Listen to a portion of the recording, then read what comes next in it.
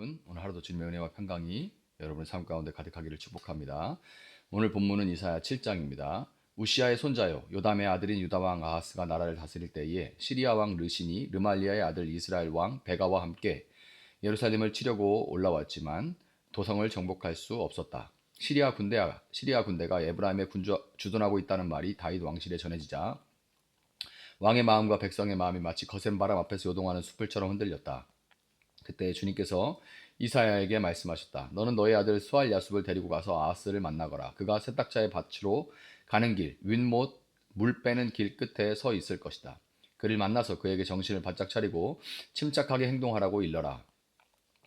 시리아의 르신과 르말리아의 아들이 크게 분노한다 하여도 타다가만 두 부직갱이에 나오는 연기에 지나지 않으니 두려워하거나 겁내지 말라고 일러라.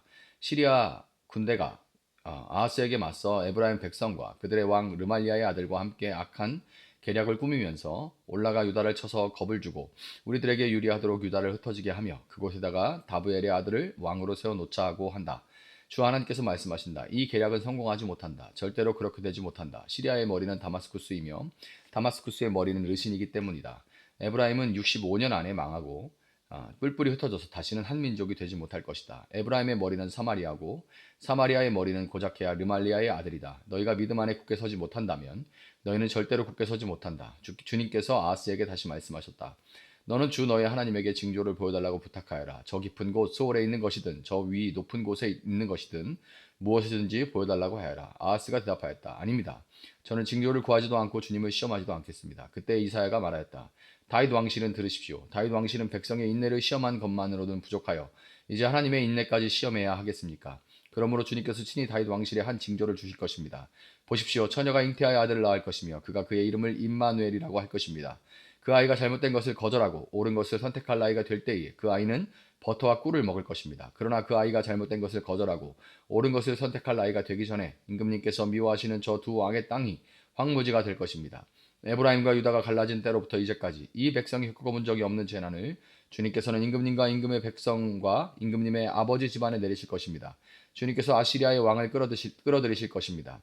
그날에 주님께서 휘파람을 불어 이집트의 나일강 끝에 있는 파리떼를 부르시며 아시리아 땅에 있는 벌떼를 부르실 것입니다. 그러면 그것들이 모두 몰려와서 거친 골짜기와 바위틈, 모든 가시덤불과 모든 풀밭에 내려앉을 것입니다. 그날에 주님께서 유프라테스 강 건너서 저편에서 빌려온 면도칼, 곧 아시리아 왕을 시켜서 당신들의 머리털과 발털을 미실 것이요 또한 수염도 밀어버리실 것입니다. 그날에는 비록 한 농부가 어린 암소 한 마리와 양 두 마리밖에 기르지 못해도 그것들이 내는 젖이 넉넉하여 버터를 만들어 먹을 수 있을 것입니다. 그 땅에 남아있는 사람들이 모두 버터와 꿀을 먹을 수 있을 것입니다. 그날에는 은천냥 값이 되는 1000그루의 포도나무가 있던 곳마다 찔레나무와 가시나무로 덮일 것입니다. 온 땅이 찔레나무와 가시나무로 덮이므로 사람들은 화살과 활을 가지고 그리로 사냥을 갈 것입니다. 괭이로 일구던 모든 산에도 찔레나무와 가시나무가 덮이므로 당신은 두려워서 그리로 가지도 못할 것이며 다만 소나 노아 기르며 양이나 밟고 다니는 곳이 되고 말 것입니다. 아멘. 자, 우시아의 손자요 요담의 아들인 아하스는 아람 왕 르신과 아람은 시리아죠. 시리아 왕 르신과 북이스라엘 왕 베가가 반 아수르 아시리아 제국입니다. 이 아시리아 동맹에 반 아시리아 동맹에 가입할 것을 요구해 오니까 이를 거부하고 친아시리아 정책을 폈습니다. 르신과 베가 연합으로서는 날이 갈수록 강성해지는 아시리아라는 적을 앞에 둔 상태에 등 뒤로 남유다라는 잠재적인 위험을 남겨둘 수가 없었기 때문에 남유다를 침공에 들어왔어요. 지금 우리의 지정학적 위치도 비슷하죠. 예를 들어 뭐 북한하고 중국하고 해서 우리도 미국에 들어와라. 근데 우리는 미국하고 친미를 쓰면 등 뒤에 이렇게 남겨둘 수는 없으니 먼저 한국을 먼저 치겠다. 뭐 이런 식이 되는 겁니다. 굉장히 지정학적으로 지금 아주 풍전등화 같은 그런 상황이죠. 어디를 선택해야 될지도 모르겠고, 이 선택 하나에 정말 나라가 날아가 버릴 수도 있는 그런 상황에 아하스는 두려울 수밖에 없는 거예요. 그리고 정말로 이제 친아시리아를 선택하니까 이 북이스라엘과 아람, 시리아가 함께 연합해서 쳐들어왔습니다. 전쟁의 위기 앞에서 아하스는 두려워했고 이때 예언자 이사야가 아하스에게 상당히 구체적인 하나님의 구원 계획을 전하면서 두려워하지 말고 어디 밖에 이런 어디 반 이런 거 하지 말고 그런 것보다 그건 해야 되죠. 그러나 그런 것보다 하나님만을 의지하라 이렇게 권면을 합니다. 심지어 하나님의 구원 약속을 보고 믿을 수 있는 징조까지 구할 수 있도록 허락하시죠. 너가 믿음이 약해서 흔들릴 것 같으면 징조를 구해. 그러면 그 징조를 보여줄 테니까 그 징조를 보고 눈으로 보고 더 확실하게 믿어. 그렇게까지 해주세요. 이거 정말 저 같으면 바로 구할 것 같은데 그런데 예, 아하스는 징조를 구할 것을 거절하고 말았습니다. 말로는 아닙니다. 저는 징조를 구하지도 않고 주님을 시험하지도 않겠습니다. 처럼 이 말만 봐가지고는 굉장히 겸손해 보일 수 있는 그런 태도. 어떻게 제가 감히 하나님께 그런 걸 구하겠습니까? 이런 겸손해 보이는 태도지만 그 이면에는 구원 약속에 대한 불신이 담겨 있는 거예요. 안 믿으니까 안 구하는 겁니다. 왜 기도 안 하세요? 안 믿으니까 안 하는 겁니다. 정말 기도해서 하나님이 그 뜻대로 해주신다고 믿으면 기도 왜 안 하겠어요? 안 믿으니까 안 하는 겁니다. 하나님이 뻗으시는 손을 거절한 아하스는 역대하 28장 16절에 따르면 아시리아 디글랏빌레셀 3세에게 사신과 조공을 보내서 도움을 요청했습니다.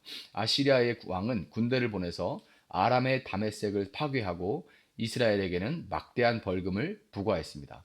당장에는 이런 방식으로 문제가 해결된 것처럼 보이죠. 이사야에는 이와 비슷한 얘기가 그런데 하나 더 나와요. 아주 비슷한 얘기가 하나 더 나옵니다. 어디냐면 36장부터 38장에 기록되어 있는 히스기야 왕 이야기입니다. 같은 왕, 이제 아하스 같은 왕들인데 여기는 아하스 왕이고 뒤에 36장부터 38장에는 히스기야 왕이 등장합니다.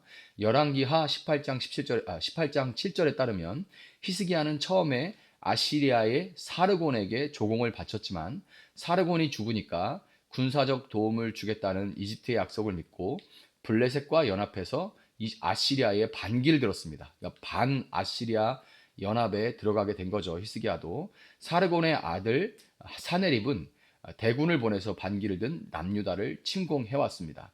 무려 46개의 성읍들을 쫙 파죽지세로 깨뜨리고 예루살렘을 향해서 착착착 남진을 해와요. 이 아시리아가.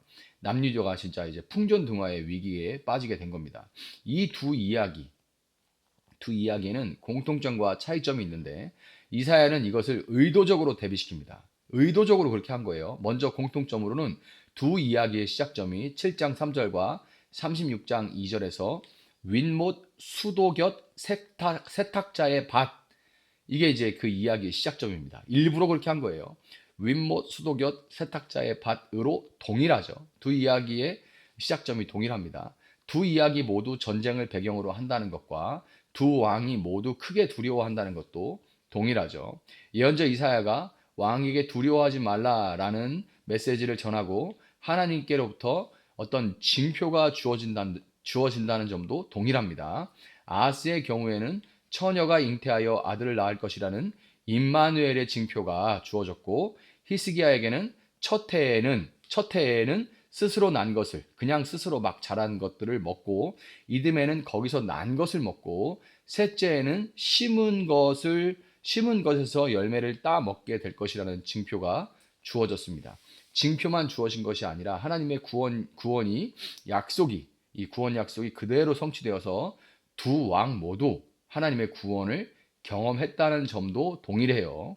그렇지만 아하스가 하나님의 말씀을 신뢰하지 않고 아시리아의 힘에 의지했던 데 반해서 히스기야는 이사야의 예언적 권면을 받아들여서 하나님께 나아가 간절히 기도했습니다. 그리고 하늘 군대의 개입으로 기적적인 구원을 경험하게 되죠. 두 왕의 모습을 통해서 우리는 하나님의 구원을 경험하기 위해서는 반드시 이스라엘의 거룩하신 분을 절대적으로 신뢰해야 한다는 것을 알 수 있습니다. 하나님은 패역한 남유다를 반드시 심판할 것입니다. 그렇지만 하나님은 마치 구루터기에 새싹이 돋아나듯이 남은 자들을 보존하셔서 그들을 구원하실 거예요. 이러한 하나님의 구원 약속은 어떻게 보면 아하스나 히스기야 시대의 예루살렘이 큰 위기에 봉착했을 때 인간의 이성으로는 하나님의 구원을 기대하기가 난망했던 것과 같이 인간의 눈으로는 불가능한 것처럼 느껴질 수도 있습니다. 하지만 그럼에도 불구하고 이 사실을 확신하고 하나님을 신뢰하는 사람들은 구원을 받습니다. 아하스가 믿지 않았음에도 하나님이 임마누엘의 징표를 주시고 스스로 구원의 일을 행하셨던 것처럼 이 마지막 때에도 믿든 믿지 않든 하나님의 심판과 구원의 역사는 여전히 일어나고 있습니다. 그렇지만 임마누엘의 이 성취가, 하나님이 행하셔서 마침내 성취하실 이 임마누엘의 성취가 하나님의 백성, 그것을 붙들고 신뢰하고 살아내는 하나님의 백성들에게는 구원이요, 그분의 대적에게는 심판이었던 것처럼 계시 발전적인 그 차원에서 하나님의 말씀이 발전하고 발전해서 결국에 도달하는, 더 우리에게 선명해지는 이 계시 발전적인 차원에서 임마누엘의 약속대로 오신 예수님을 신뢰하는 남은 자들에게는, 예수님의 뜻에 따르는, 예수님을 정말 믿으면 예수님의 뜻에 따라 살아가겠죠. 왜 예수님의 뜻대로 안 살까요? 안 믿으니까 안 사는 거죠. 왜 예수님의 말씀을 안 믿을까요? 왜 예수님의 말씀을 안 붙들까요? 그 말씀대로 안 될 거라고 생각하니까 그러는 거죠. 남은 자들, 이 말씀을 붙들고 살아가는 남은 자들에게는 구원이 따르겠지만 끝까지 그분을 믿지 않으므로 하나님을 대적하는 자들에게는 반드시 심판이 임하게 될 것입니다.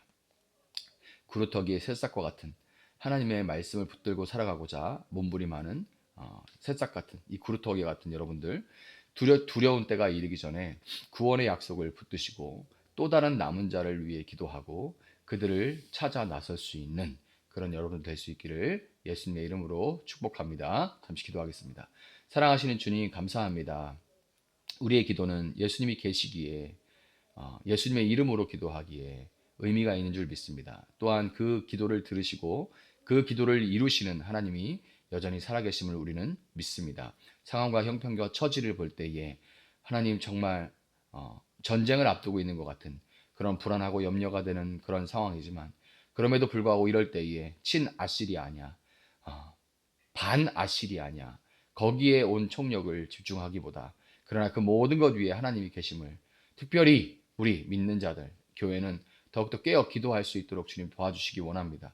교회조차 어떤 힘에 휩쓸려 내가 어떤 헤게모니를 쥐고자 누군가를 앞세우고 누군가를 반대하고 혐오하고 미워하는 광기에 휩쓸려가는, 광풍에 휩쓸려가는 이 시대 가운데 주님, 그 급류에 하나님, 우리도 발을 담그고 있지만 그러나 거기에 휩쓸려가지 아니하고 신실하게 믿는 그루터기와 같은 자들과 함께 어깨에 어깨를 두르고 손에 손을 잡고 함께 주님이 원하시는 진리의 길, 주님만을 의지하고 주님만 따르는 그 길을 따라 급류를 거스르며 주님 가신 길을 걸어갈 수 있는 저희들 될 수 있도록 주님 도와주시기를 원합니다. 저에게 임마누엘의 그 약속이 온전히 성취되기를 원합니다. 감사하며 예수님의 이름으로 기도합니다. 아멘. 오늘 주신 말씀 붙들고 계속해서 기도합니다.